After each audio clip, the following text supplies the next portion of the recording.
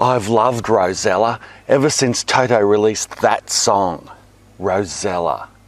G'day, I'm Mark from Self-Sufficient Me, and in this video I'm going to give you my 5 top tips on how to grow a ton of Rosella in just one small raised garden bed such as this. Let's get into it.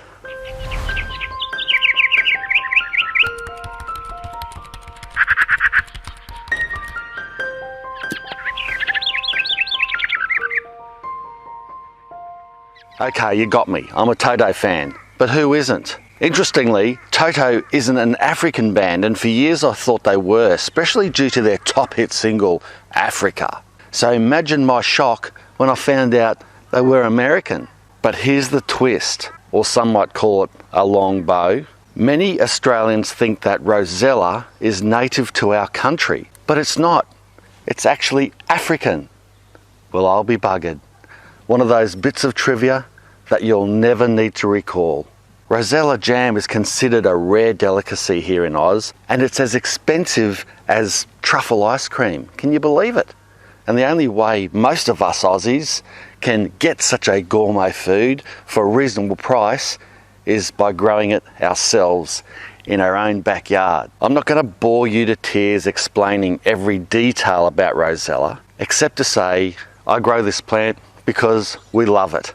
And if you want to know more about it, you can either visit my extensive article and jam recipe on my website, links below, or you can just Google the many and varied uses if you like. But if you want to grow it, here's my top 5 tips. Tip number 1, start in seed trays. This isn't actually Rosella, but it's a good example. If you start in a seed tray, you've got more chance of germinating this thing. Yes, Rosella will come up in the garden. There's no problem with that. However, you have a lack of control, and I've found Rosella to be really inconsistent. One of these pods gives out a lot of seeds, but sometimes you can plant them direct sow and all of them will come up, and other times none of them will come up, sometimes just a few, and then they can get nibbled off by rats and possums because they are a hibiscus. As a young plant, they are vulnerable to pests, especially rodents and that type of thing in the garden when they're small. As they get bigger and woodier, of course, the pests don't bother with them as much. So I would recommend sowing them in a seed tray. You want to sow them when the temperature has risen around 20 degrees and above. They're a warm-loving plant, so sowing them in summer is the best. If you're sowing them in a cooler climate or a temperate climate, sowing them indoors or under a grow light in early spring, and then letting them grow on and then plant out when the weather warms up, probably the end of spring, early summer.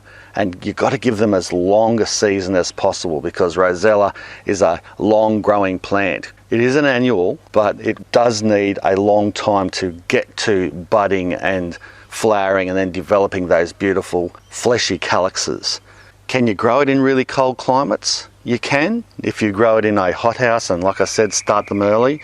Honestly, they probably won't grow too well in cold, snowy climates. Probably best to grow them in temperate to hot climates. Tip number 2, grow Rosella in a raised bed.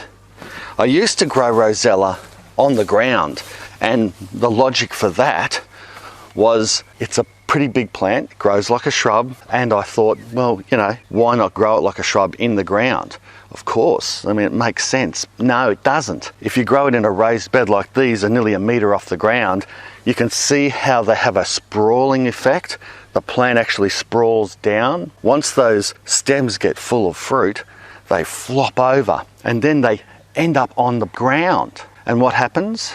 Creatures eat them, worms eat them, they get dirty, the calyxes begin to rot where it's touching the ground. So growing them in a raised bed like this, they look good, but it's just more practical. And when it comes to harvesting, it's a lot easier as well. Tip number 3, grow enough plants.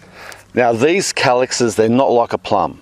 They've got a big seed pod inside them with heaps of seeds, so it's really only this bit of the fleshy petal around this and the base of them that you can use in jams and drinks and teas. So you need to make sure that you're growing enough plants. I would say for an average family, if you want to make a nice jam of say 10 jars, you'd want at least 7 plants, and that's how many is growing in this bed here. 7's always a good number, isn't it? Now the plants here, they aren't necessarily spaced apart evenly. I've got a couple that are a bit closer together, maybe 20 centimetres, half a foot, and others that are around 40 centimetres or so, or a couple of feet away. If you want to go by the book, I would say space them at least 50 centimetres apart. If you've got a smaller bed or a smaller garden and you want to plant a couple that are closer together, I've done this many times in lots of different types of food crops as well, but Rosella works good too. So if you think I've only got a small pot on a veranda and I'd like more than 1 plant,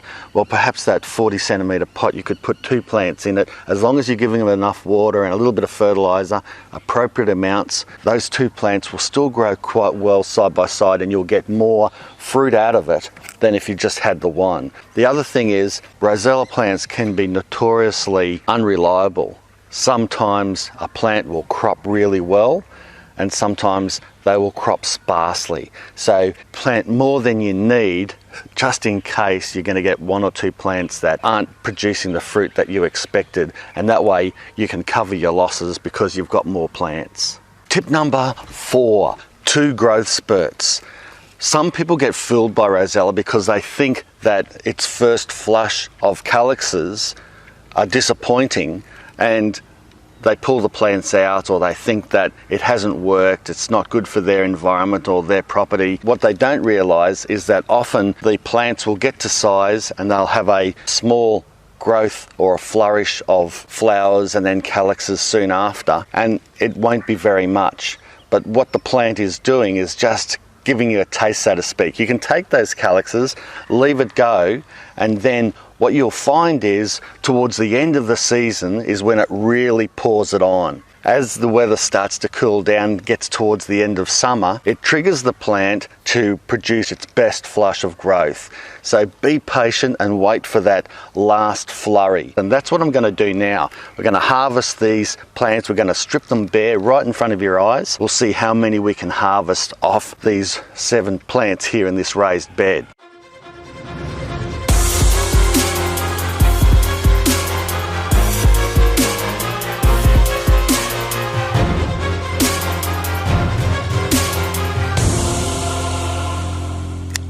And that's the last one. Wow, tell you what, I underestimated the container I needed. Fair dinkum, look at it. That is fantastic, isn't it? Look at these plump calyxes. I recommend you do harvest them nice and plump. Don't let them wait too long on the plant until they start drying out. This is the best time to harvest them. No matter what you're doing, if you're making a jam or if you're going to dehydrate them yourself, get them off the plant nice and plump and then dehydrate them inside. But that's not all. Check it, a whole harvesting picnic basket thingy. Well, half of one full as well. Couldn't fit them all in that container. Told you I underestimated it, didn't I? Wow, fantastic. This is going to make a ton of jam. Nina will be happy. She loves Rosella jam. You know, Rosella jam, this is a fact. Rosella jam is Nina's favourite of all jams. I have to say it's probably mine too, because if it's my wife's favourite, you know what they say, happy wife, happy life. And tip number 5, save the seeds.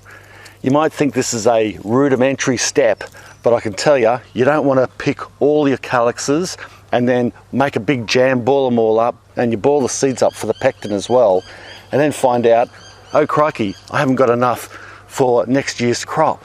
So make sure you do save some and you leave some of them ripen on the plant. You'll see a lot of mine are in the background. There's probably a good dozen or 2 dozen left on the plants. That's because they're a bit dry or they're a bit blemished. They're no use harvesting anyway. So I might as well let them ripen fully, dry off, and then save these seed pods for later and re-sow them. Because once you grow Rosella once, you will want to grow it time and time again. And the best way to do that, of course, for free, is to not keep buying your seed, but just simply save the seed. And that's it. Those were my 5 top tips on how to grow a ton of rosella, all in just one raised garden bed such as this. Remember, number 1, be a Toto fan. I mean, sow in seed trays. 2, grow in raised beds. Number 3, grow enough plants. Tip number 4, 2 growth spurts or harvesting. And number 5, save the seeds just as the sun comes out. Isn't it magic? Check them out. Do all those things right and you'll grow a ton of rosella just like I can. If you like this video, make sure you give it a big red thumbs up and also subscribe to the channel if you haven't already. Thanks a lot for watching. Bye for now. Yeah, wrapped with that. Tip number 3, grow enough plants. All I want to do when I wake up in the morning is see your eyes. Rosella, Rosella.